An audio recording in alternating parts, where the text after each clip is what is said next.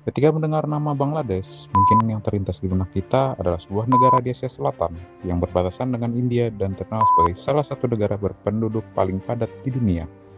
Namun, banyak yang tidak mengetahui bahwa negara ini lahir melalui salah satu tragedi kemanusiaan terbesar pada abad ke-20.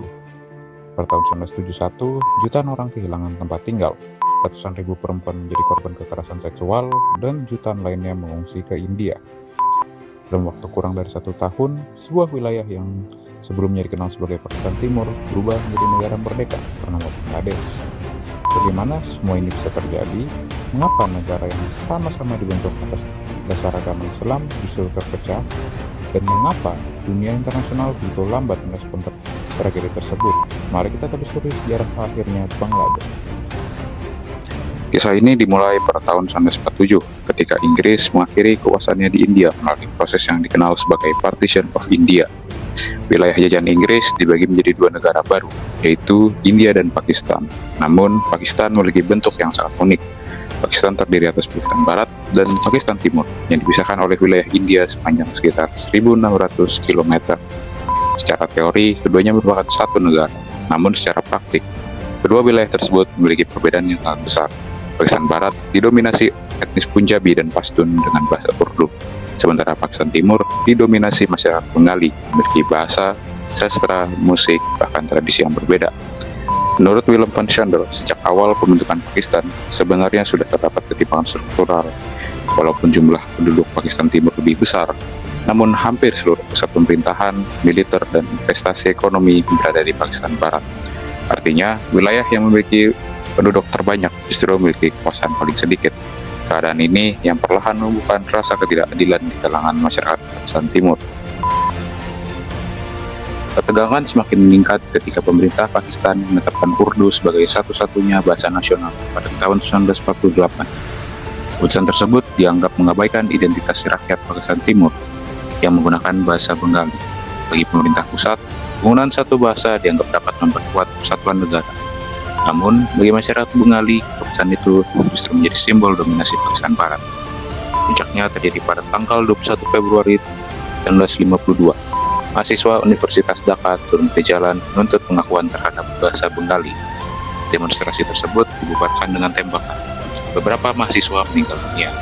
Gerakan itu kemudian dikenal sebagai Gerakan Bahasa Bengali. Peristiwa ini bukan hanya persoalan bahasa. Bagi masyarakat Timur, Pakistan Timur, bahasa menjadi lambang identitas, harga diri, dan hak untuk diakui sebagai bagian yang setara dalam negara Pakistan. Memasuki dekade 1960-an, kesenjangan antara Pakistan Barat dan Pakistan Timur semakin terasa. Hasil ekspor utama Pakistan Timur berasal dari jute. Komoditas ini memberikan devisa yang besar bagi negara. Namun, sebagian besar keuntungan justru digunakan untuk membangun industri dan infrastruktur di Pakistan Barat. Sementara itu, pembangunan di Pakistan Timur berjalan jauh lebih lambat. Kondisi tersebut diperparah oleh dominasi militer Pakistan Barat dalam pemerintahan. Jabatan-jabatan penting hampir seluruhnya diisi oleh elit dari wilayah barat. Banyak masyarakat Pakistan Timur merasa bahwa mereka hanya dimanfaatkan sebagai penyumbang ekonomi tanpa memperoleh hak politik yang setara.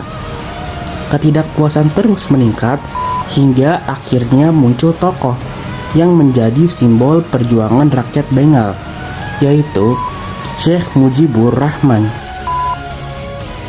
Pada tahun 1970, Pakistan mengadakan pemilu nasional pertama yang relatif demokratis. Partai Awami League yang dipimpin Sheikh Mujibur Rahman berhasil memenangkan mayoritas mutlak di parlemen. Secara konstitusi, kemenangan tersebut seharusnya menjadikan Mujibur Rahman sebagai Perdana Menteri Pakistan. Namun, elit militer Pakistan Barat menolak hasil tersebut. Sidang parlemen dibatalkan. Negosiasi tidak menghasilkan kesepakatan. Di saat yang sama, Pakistan Timur baru saja dihantam siklon bola. Bencana tersebut menewaskan ratusan ribu orang. Respon pemerintah pusat dinilai sangat lambat. Akibatnya, kepercayaan masyarakat terhadap pemerintah Pakistan semakin runtuh. Bagi banyak warga Pakistan Timur, penolakan terhadap hasil pemilu menjadi bukti bahwa suara mereka tidak pernah benar-benar dihargai. Pada malam tanggal 25 Maret 1971, militer Pakistan meluncurkan operasi Searchlight. Nah, operasi ini itu bertujuan untuk menghancurkan gerakan kemerdekaan di Pakistan Timur gitu. Nah, salah satu tujuan atau sasaran dari operasi ini adalah di Universitas Dhaka gitu, di mana mahasiswa, dosen, para intelektual, pemimpin politik, hingga masyarakat sipil itu sendiri menjadi target operasi. Nah, menurut Anwar Akram, itu dijelaskan gitu bahwa tindakan militer tersebut berkembang menjadi pembunuhan massal terhadap penduduk sipil. Nah, selain pembunuhan, ada juga kekerasan seksual gitu yang dilakukan secara sistematis. Nah, akibat hal tersebut, ratusan ribu perempuan menjadi korban dari operasi tersebut. Ada juga dari jutaan warga yang melarikan diri ke India demi menyelamatkan diri dari adanya operasi tersebut gitu. Nah, peristiwa inilah yang kemudian banyak disebut sebagai genosida Bangladesh tahun 1971. Setelah operasi militer dimulai, Sheikh Mujibur Rahman mendeklarasikan kemerdekaan Bangladesh. Walaupun pada akhirnya beliau ini segera ditangkap, perjuangannya terus dilanjutkan oleh Mukti Bahini atau pasukan pembebasan Bangladesh. India kemudian memberikan tempat perlindungan bagi jutaan pengungsi sekaligus membantu melatih pasukan Mukti Bahini gitu.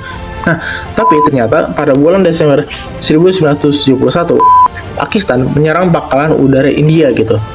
Nah, hal tersebut itu membuat India secara resmi memasuki zona perang melawan Pakistan gitu. Nah, dengan gabungan tentara India dan juga Mukti Bahini, mereka itu bekerja sama dan bergerak cepat gitu.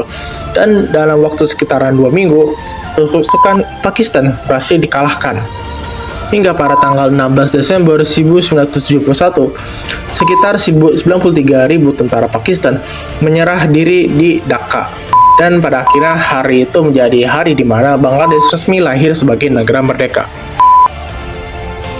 Lahirnya Bangladesh menunjukkan bahwa sebuah negara tidak hanya dibangun oleh kesamaan agama, identitas, budaya, bahasa, keadilan, politik, dan pemerataan ekonomi, memiliki peran yang jauh lebih besar dalam menjaga persatuan sebuah bangsa. Peristiwa tahun 1971 juga menjadi pengingat bahwa ketika suara rakyat diabaikan, ketimpangan terus dipelihara, dan kekerasan menjadi alat politik, maka konflik dapat berubah menjadi tragedi kemanusiaan. Hingga hari ini, perang kemerdekaan Bangladesh masih dikenang sebagai bagian penting dari identitas nasional negara tersebut.